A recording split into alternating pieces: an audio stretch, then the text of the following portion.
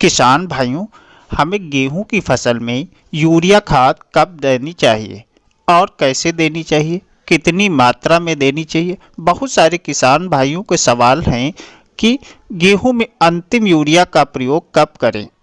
तो किसान भाई, आज हम लोग इस वीडियो के माध्यम से जानेंगे कि गेहूं की फसल में यूरिया देते समय किन किन बातों का ध्यान रखें और यूरिया से एक अच्छा फायदा उठा पाएं। तो किसान भाई, जानकारी शुरू करने से पहले एक छोटी सी रिक्वेस्ट है, जो हमारे किसान साथी चैनल पर नए हैं वो चैनल को सब्सक्राइब कर ले और पास वाली घंटी को अवश्य दबा दे, ताकि आने वाली सभी जानकारी आप तक सबसे पहले पहुंचती रहें। अब चलिए शुरू करते हैं किसान भाई। जैसे हम लोग गेहूं की खेती करते हैं तो उसमें गेहूं के पूरी समय अवधि में, यानी जो फसल चक्र होता है उसमें जो है यूरिया खाद पहले जान लेते कितनी डालना चाहिए। तो 100 से 105 किलोग्राम पूरे समय अवधि में यूरिया खाद देनी चाहिए। अब वो उसको कुछ किसान साथी 2 चरण में डालते हैं, कुछ किसान साथी 3 चरण में डालते हैं। तो कैसे देना बेहतर है, तो सबसे पहले यहाँ पर आ जाते बिजाई के समय। जब हम गेहूं की बिजाई करते हैं उस समय हमें यूरिया खाद अवश्य प्रयोग करना चाहिए, क्योंकि 20 से 25 किलोग्राम प्रति एकड़ जब बिजाई के समय हम यूरिया खाद का प्रयोग कर देते हैं अन्य खादों के साथ, जैसे डीएपी या एसएसपी या एनपीके के साथ बुआई करते हैं, उस समय जब यूरिया खाद का प्रयोग कर देते हैं तो जो हमारे गेहूं का अंकुरण होता है, जमाव होता है, वो अच्छा होता है, यानी हरा होता है, पौधे जड़ से ही स्वस्थ निकलते हैं।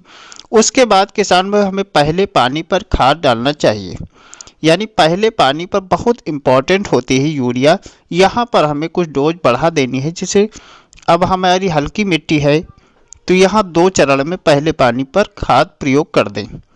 पहले हल्की यूरिया यानी 1/3 भाग जो है पानी से पहले दे दें, और 1/3 भाग जो है आप पानी के बाद दे सकते हैं, क्योंकि ये स्टेज जो हमारी गेहूं की फसल 25 से 30 दिन की होती है तो इस समय कल्ले बहुत तेज़ी से निकल रहे होते हैं। इस समय यूरिया खाद बहुत आवश्यक होती है, क्योंकि जो हमारी फसल 25 से 45 दिन की होती है, यही स्टेज में फुटाव तेज़ी से होते हैं। इस समय नाइट्रोजन की पौधों को बहुत ज़्यादा आवश्यकता होती है। तो इस समय जो है आप जो है पानी से पहले भी हल्की यूरिया दे सकते हैं और पानी के बाद भी हल्की यूरिया का प्रयोग कर दें। किसान भाई, अब जो हमें शेष यूरिया खाद जो बची है वो हमें दूसरे पानी पर, यानी जब 40 से 45 दिन पर दूसरा पानी गेहूं में देते हैं, वो यूरिया खाद का प्रयोग अवश्य कर देना चाहिए। अब यही अंतिम यूरिया होती है। यहाँ पर बहुत सारे किसान भाई कहते हैं हमने 2 बार यूरिया खाद का प्रयोग कर दिया है, अब दूसरे पानी पर यूरिया खाद का प्रयोग नहीं करते।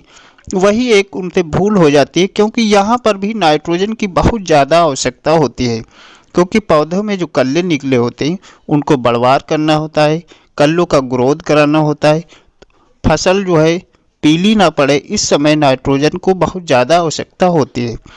तो हमें अंतिम यूरिया यानी जब दूसरा पानी देते हैं 40 से 45 दिन में, कुछ क्षेत्रों में अलग अलग 50 दिन पर लगता है, तो वहाँ पर अवश्य प्रयोग कर देना चाहिए। और किसान भाई, यहाँ पर एक सुझाव यह है कि हमारी फसल यदि पीली पड़ रही है, यानी दूसरे पानी पर हमारी फसल अच्छा ग्रोथ नहीं कर रही, पीली है, तो हमें यूरिया के साथ जिंक सल्फेट का प्रयोग कर देना चाहिए। यदि हम 33% वाला जिंक लेते हैं तो 5 से 7 किलोग्राम यूरिया में मिलाकर आप अपनी फसल में डाल दें। आपकी फसल अच्छा ग्रोथ करेगी, कल्ले सब बढ़वार होंगे, फसल हरी भरी होगी और एक गेहूं से बहुत शानदार उत्पादन निकाल सकते हैं। किसान भाई, जानकारी अच्छी लगी है तो चैनल को सब्सक्राइब कर लीजिए और पास वाली घंटी को अवश्य दबा दीजिए, ताकि आने वाली सभी जानकारी आप तक सबसे पहले पहुंचती रहें। धन्यवाद। जय जवान, जय किसान।